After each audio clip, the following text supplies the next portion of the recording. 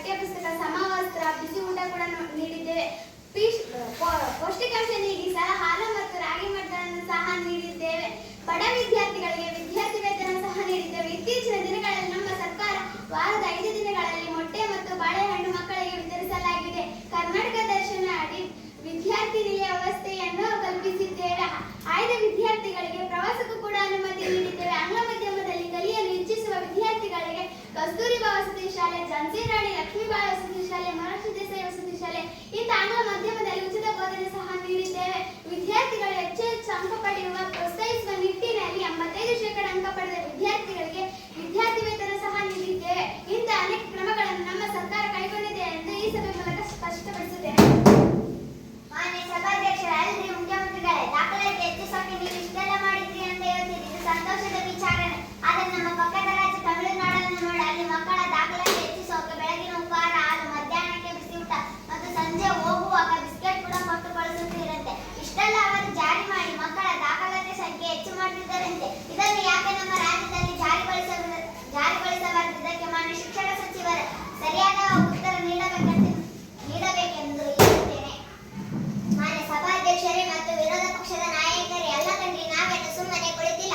ನಮಗೂ ಕೂಡ ಈ ವಿಷಯ ತಿಳಿದಿದೆ. ನಮ್ಮ ರಾಜ್ಯದಲ್ಲಿ ಕೂಡ ವಿದ್ಯಾರ್ಥಿಗಳಿಗೆ ಬೆಳಗಿನ ಉಪಹಾರ, ಸಂಜೆ ಸ್ನಾಕ್ಸ್ ಕೂಡ ಕುರಿತು ಚರ್ಚೆ ನಡೆಸಿದೆವು. ಮುಂದೆ ಬರುವ ದಿನಗಳೆಲ್ಲ ನಮ್ಮ ಘನ ಸರ್ಕಾರ ಕಾರ್ಯರೂಪಕ್ಕೆ ತರಲು ಪ್ರಯತ್ನಿಸುತ್ತದೆ ಎಂದು ಈ ಸಭೆ ಮೂಲಕ ಹೇಳುತ್ತಿದ್ದೇನೆ. ಅಲ್ರಿ ಶಿಕ್ಷಣ ಮಂತ್ರಿಗಳೇ, ನೀವು ಹೇಳ್ತಿರುವ ಮಾತುಗಳು ತತ್ವದಲ್ಲಿ ಮಾತ್ರ ಚೆನ್ನಾಗಿದೆ, ಆದರೆ ಗ್ರಾಮೀಣ ಪ್ರದೇಶದಲ್ಲಿ ಶಿಕ್ಷಕರ ಕೊರತೆ ಇದೆ. ಇಷ್ಟೊಂದು ಶಾಲೆಗಳನ್ನು ಒಬ್ಬರೇ ಶಿಕ್ಷಕರು ನಡೆಸಿಕೊಂಡು ಹೋಗುತ್ತಿದ್ದಾರೆ.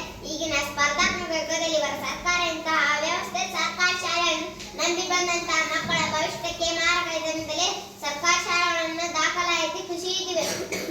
ಜನರ ಸರ್ಕಾರದ ಮೇಲೆ ನಂಬಿಕೆ ಕಳೆದುಕೊಂಡಿದ್ದಾರೆ. ಎಲ್ಲರ ಖಾಸಗಿ ಶಾಲೆ ಕಡೆತ್ತ ಮುಖ ಮಾಡಿದ್ದಾರೆ. ಇದಕ್ಕೆ ಉತ್ತರ ಕೊಡ್ರಿ ಸಚಿವರೇ. ಮಾನ್ಯ ಸಭಾಧ್ಯಕ್ಷರ, ಸರ್ಕಾರಿ ಶಾಲೆಗಳ ಅಭಿವೃದ್ಧಿಗೆ ನಾವು ಎಲ್ಲ ರೀತಿಯ ಕ್ರಮಗಳನ್ನು ಕೈಗೊಳ್ಳುತ್ತಿದ್ದೇವೆ. ಶಿಕ್ಷಕರ ಕೊರತೆ ನೀಗಿಸಲು 15,000 ಶಿಕ್ಷಕರ ನೇಮಕಾತಿ ತಯಾರಿ ನಡೆಸುತ್ತಿದ್ದೇವೆ.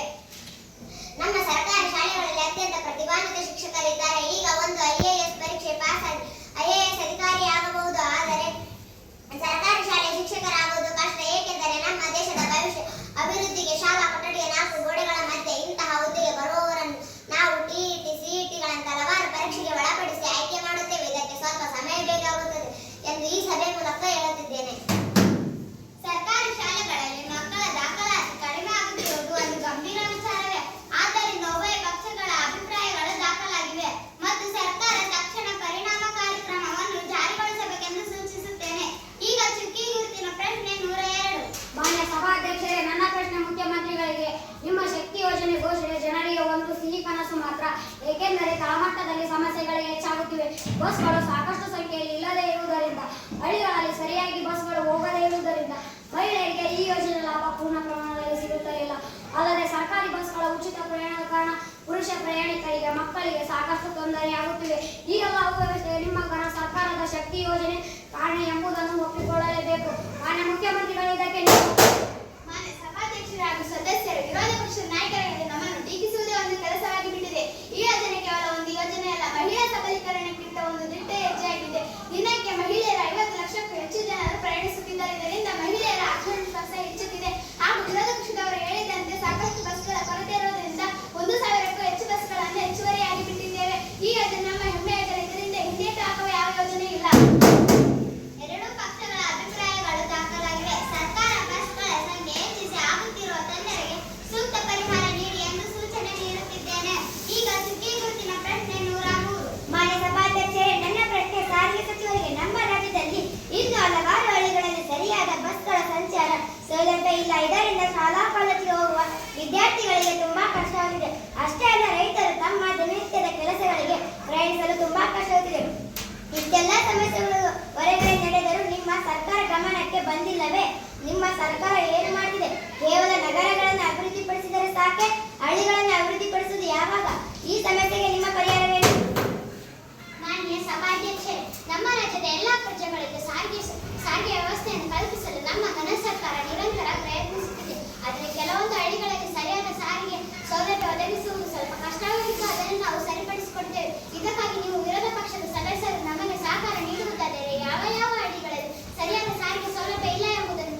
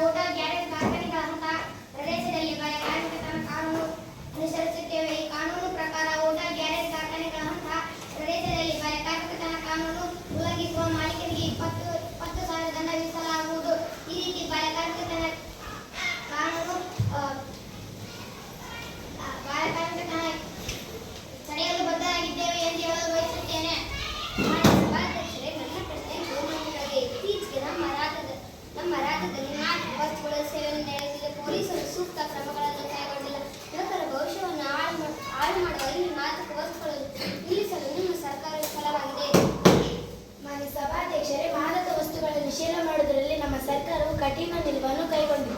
ಕಳೆದ ವರ್ಷ 2,000ಕ್ಕೂ ಹೆಚ್ಚು ಡ್ರಗ್ ಪೆಟ್ಟಿಗೆಗಳ ಪ್ರಕರಣ ದಾಖಲಾಗಿವೆ. ಅಂತಾರಾಷ್ಟ್ರೀಯ ಡ್ರಗ್ ಮಾಫಿಯಾ ವಿರುದ್ಧ ದಾಳಿ ನಡೆಸಲಾಗಿದೆ. ಶಾಲಾ ಕಾಲೇಜುಗಳಲ್ಲಿ ಇನ್ನಿತರ ವಿರುದ್ಧ ಜಾಗೃತಿ ಅಭಿಯಾನವನ್ನು ಕೂಡ ನಡೆಸುತ್ತಿದ್ದೇವೆ. ಅಷ್ಟೇ ಅಲ್ಲದೆ ನಮ್ಮ ಸರ್ಕಾರ ಮಾದಕ ವಸ್ತುಗಳ ವಿರುದ್ಧ ಜೀರೋ ಟಾಲರೆನ್ಸ್ ನೀತಿಯನ್ನು ಕೂಡ ಅನುಸರಿಸುತ್ತಿದ್ದೇವೆ. ಟಾಲ್ ಫ್ರೀ ನಂಬರ್ ಅನ್ನು ಆರಂಭಿಸಿದ್ದೇವೆ. ಹಳ್ಳಿಗಳಲ್ಲಿ ಆಕ್ರಮಣವಾಗಿ ಮದ್ಯ ಮಾರಾಟ ಮಾಡುವ ಚಟುವಟಿಕೆ ತಡೆಯಲು ನಮ್ಮ ಪೊಲೀಸರಿಗೆ ಸಂಪೂರ್ಣ ಅಧಿಕಾರವನ್ನು ಕೊಟ್ಟಿದ್ದೇವೆ. ಅಂತವರ ವಿರುದ್ಧ ಕಠಿಣ ಕ್ರಮಗಳನ್ನು ಕೈಗೊಂಡಿದ್ದೇವೆ ಮತ್ತು 1 ಲಕ್ಷ ರೂಪಾಯಿ ದಂಡ ವಿಧಿಸಲಾಗುವುದು ಹಾಗೂ 6 ತಿಂಗಳ ಕಾಲ ಜೈಲುವಾಸ ವಿಧಿಸಲಾಗುವುದು ಎಂದು ನಾನು ಈ ಸಭೆ ಮೂಲಕ ತಿಳಿಸುತ್ತೇನೆ. ಉಭಯ ಪಕ್ಷಗಳ ಚರ್ಚೆ ದಾಖಲಿಸಲಾಗಿದೆ. ಮಾದಕ ವಸ್ತುಗಳ ವಿರುದ್ಧದ ಹೋರಾಟ ನಮ್ಮೆಲ್ಲರ ಜವಾಬ್ದಾರಿ. ಸರ್ಕಾರ ಇನ್ನು ಹೆಚ್ಚಿನ ಕಠಿಣ ಕ್ರಮಗಳನ್ನು ಕೈಗೊಳ್ಳಬೇಕೆಂದು ಸೂಚನೆ ನೀಡುತ್ತಿದ್ದೇನೆ. ಇದು ನಮ್ಮ ನಿಮ್ಮೆಲ್ಲರ ಜವಾಬ್ದಾರಿಯೂ ಹೌದು. ಇಲ್ಲಿಗೆ ಚುಕ್ಕಿ ಗುರುತಿನ ಪ್ರಶ್ನೆಗಳು ಮುಗಿದಿವೆ. ಇನ್ನು ಮುಂದೆ ಗಮನ ಸೆಳೆಯುವ ಪ್ರಶ್ನೆಗಳಿಗೆ ಅವಕಾಶ ನೀಡಲಾಗುವುದು. ಮಾನ್ಯ ಸಭಾಧ್ಯಕ್ಷರೇ, ರಾಜ್ಯದ ಸಾವಿರಾರು ಯುವಕರು ಆನ್ಲೈನ್ ಬೆಟ್ಟಿಂಗ್, ಜೂಜಾಟ ಇನ್ನಿತರ ಗೇಮ್ಗಳಲ್ಲಿ ಹಣ ಕಳೆದುಕೊಂಡು ಕುಟುಂಬ ಹಾಳು ಮಾಡ್ತಾರೆ. ವಿದ್ಯಾರ್ಥಿಗಳು ಪಾಠ ಬಿಟ್ಟು ಆನ್ಲೈನ್ ಗೇಮ್ ಮೊಬೈಲ್ನಲ್ಲಿ ತೊಡಗಿದ್ದಾರೆ.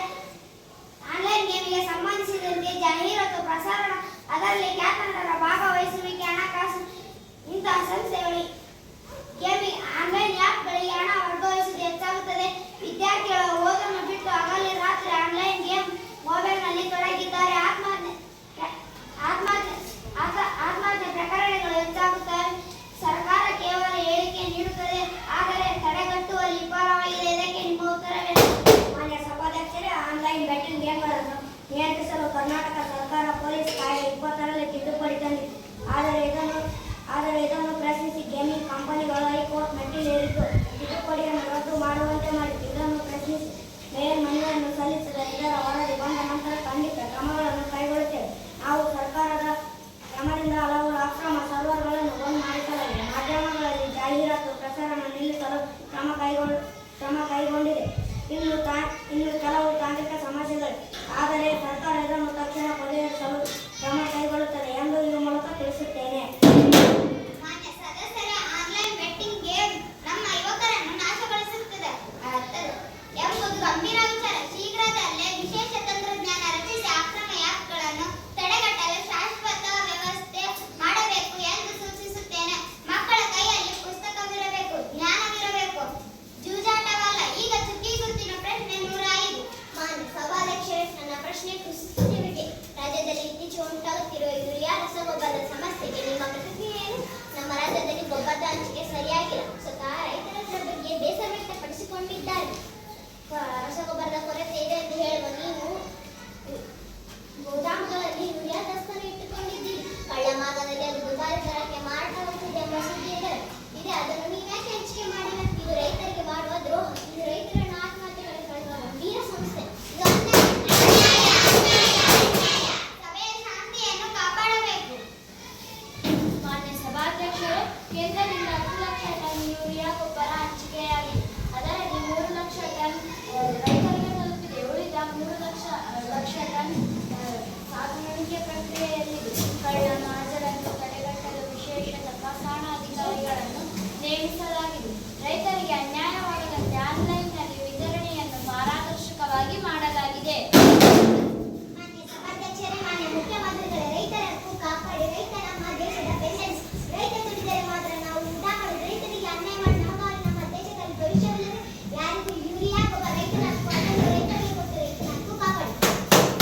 ಇನ್ನು ಮುಂದೆ ಶೂನ್ಯವೇಳ ಪ್ರಶ್ನೆಗೆ ಅವಕಾಶ ನೀಡಲಾಗುವುದು. ಮಾನ್ಯ ಸಭಾಧ್ಯಕ್ಷರೇ, ನನ್ನ ಪ್ರಶ್ನೆ ಮುಖ್ಯಮಂತ್ರಿಗಳಿಗೆ. ಮಾನ್ಯ ಮುಖ್ಯಮಂತ್ರಿಗಳು, ಇಂದಿನ ದಿನದಲ್ಲಿ ನಮ್ಮ ಯುವಕರ ಭವಿಷ್ಯಕ್ಕೆ ಸಂಬಂಧಿಸಿ ಚರ್ಚೆ ಮಾಡುವ ಬಹಳ ಪ್ರಮುಖ ಕಾಲಘಟ್ಟದಲ್ಲಿ ನಾವಿದ್ದೇವೆ. ಸಾಮಾಜಿಕ ಮಾಧ್ಯಮದ ಅಳತೆ ಮೀರಿದ ಉಪಯೋಗದಿಂದ ನಮ್ಮ ಯುವಜನತೆ ಹಾದಿ ತಪ್ಪುತ್ತಿದೆ. ಯುವಜನತೆ ದೇಶದ ಸಂಪತ್ತು. ಆದ್ದರಿಂದ ಹಾಳಾಗುತ್ತಿರುವ ನಮ್ಮ ಯುವಜನದ ಭವಿಷ್ಯವನ್ನು ರಕ್ಷಿಸಲು ನಿಮ್ಮ ಸರ್ಕಾರ ಏನಾದರೂ ಕ್ರಮ ಕೈಗೆತ್ತಿಕೊಂಡಿದೆ? ಅದನ್ನು ಸದನದಲ್ಲಿ ತಿಳಿಸಿ. ಮಾನ್ಯ ಸಭಾಧ್ಯಕ್ಷರೇ ಹಾಗೂ ವಿರೋಧ ಪಕ್ಷದ ನಾಯಕರು, ಸಾರ್ವಜನಿಕ ಮಾಧ್ಯಮದಲ್ಲಿ ನಮ್ಮ ಯುವಜನತೆ ರಕ್ಷಿಸಲು ಮತ್ತು ಅವರ ಭವಿಷ್ಯದ ಹಿತದೃಷ್ಟಿಯಿಂದ ಸಾಮಾಜಿಕ ಮಾಧ್ಯಮದಲ್ಲಿ ಅನೇಕ ಕೆಲವೊಂದು ಅಂಶಗಳನ್ನು ನಿಷೇಧ ಹೇರಿದ್ದೇವೆ ಎಂದು ಈ ಸಭೆ ಮೂಲಕ ಸ್ಪಷ್ಟಪಡಿಸಿದ್ದೇವೆ. ಮಾನ್ಯ ಸದಸ್ಯರೇ, ಯುವಜನತೆ ಮತ್ತು ಸಾಮಾಜಿಕ ಮಾಧ್ಯಮ ಎಂಬುದು ಬಹಳ ದೀರ್ಘಕಾಲ ಚರ್ಚೆ ಮಾಡುವಂತಹ ವಿಷಯ. ಆದ್ದರಿಂದ ಈ ಚರ್ಚೆಯನ್ನು ಮುಂದಿನ ದಿನಗಳಲ್ಲಿ ಖಂಡಿತವಾಗಿಯೂ ಕೈಗೆತ್ತಿಕೊಳ್ಳೋಣ ಎಂದು ಹೇಳುತ್ತಾ ಈಗ ಮುಂದಿನ ಪ್ರಶ್ನೆಗಳಿಗೆ ಹೋಗೋಣ.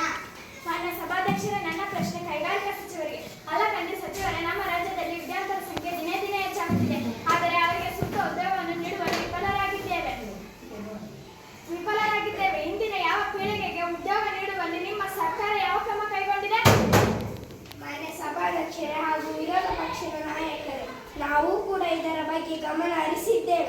ಅದರಲ್ಲೂ ನಮ್ಮ ರಾಜ್ಯದ ಮುಕ್ತ ಹೂಡಿಕೆಗೆ ಅವಕಾಶ ಒದಗಿಸಿಕೊಟ್ಟಿದ್ದೇವೆ. ಈ ಕಾರಣ ವಿದೇಶಿ ಕಂಪನಿಗಳು ರಾಜ್ಯದಲ್ಲಿ ದೊಡ್ಡ ಪ್ರಮಾಣದ ಉದ್ಯೋಗವನ್ನು ಸ್ಥಾಪಿಸುತ್ತಿರುವುದು ನಿಮ್ಮ ಗಮನಕ್ಕೆ ಬಂದಿದೆ ತಾನೇ? ನಮ್ಮ ರಾಜ್ಯದ ಪ್ರತಿ ಜಿಲ್ಲೆಗಳಲ್ಲೂ ಸಣ್ಣ ಪ್ರಮಾಣದ ಕೈಗಾರಿಕಾ ಘಟಕಗಳನ್ನು ಸ್ಥಾಪಿಸುತ್ತಿದೆ ಎಂದು ಹೇಳಲು ಬಯಸುತ್ತೇನೆ.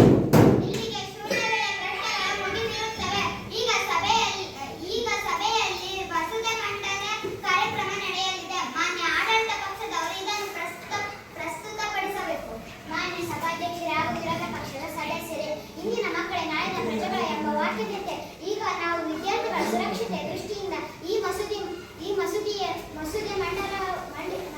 ಮಸೂದೆಯನ್ನು ಮಂಡಿಸಲು ಇಚ್ಛಿಸುತ್ತೇವೆ. ಶಾಲಾ ಕಾಲೇಜುಗಳ 100 ಮೀಟರ್ ವ್ಯಾಪ್ತಿಯಲ್ಲಿರುವ ಅಂಗಡಿಗಳಲ್ಲಿ ಮಾದಕ ವಸ್ತುಗಳ ಮಾರಾಟ ಮಾಡುವಂತಿಲ್ಲ. ಸಿಗರೇಟ್, ಗುಟ್ಕಾ, ತಂಬಾಕು ಮೊದಲಾದ ವಸ್ತುಗಳನ್ನು ಮಾರಾಟ ಮಾಡುವಂತಿಲ್ಲ ಮತ್ತು ಅದನ್ನು 18 ವರ್ಷದೊಳಗಿನ ಮಕ್ಕಳಿಗೆ ಮಾರುವಂತಿಲ್ಲ.